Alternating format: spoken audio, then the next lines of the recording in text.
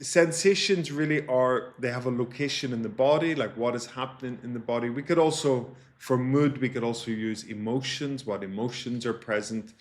So the also what this is showing, this image, is that our human experience is more like an emergent phenomena. It's something that is emerging new in every moment. So we're not the same person we were a moment ago. We're not the same person today as we're going to be tomorrow.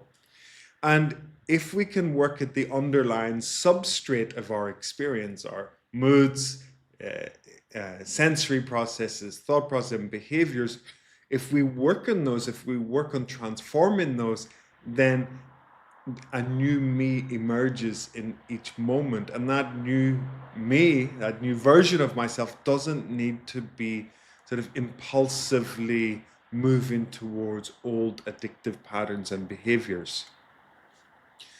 So there's some things that I have really learned in rehab, working with clients, and that is, if we don't really shift our underlying experience, the sort of substrate of our experience, then we will not be able to change our behaviors. We will not be able to heal or transform that behavior that drives our addiction, that makes us in a moment go and buy drugs or drink alcohol or binge eat or whatever it might be.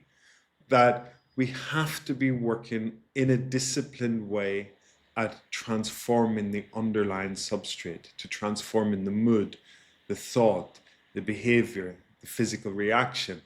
And this requires some discipline, and it could be as simple as going to the gym. It may require us to change some of our friendships. It may require us to go to therapy, to meditate. I find that mindfulness practice and meditation is extremely important because that really does help to change the underlying mood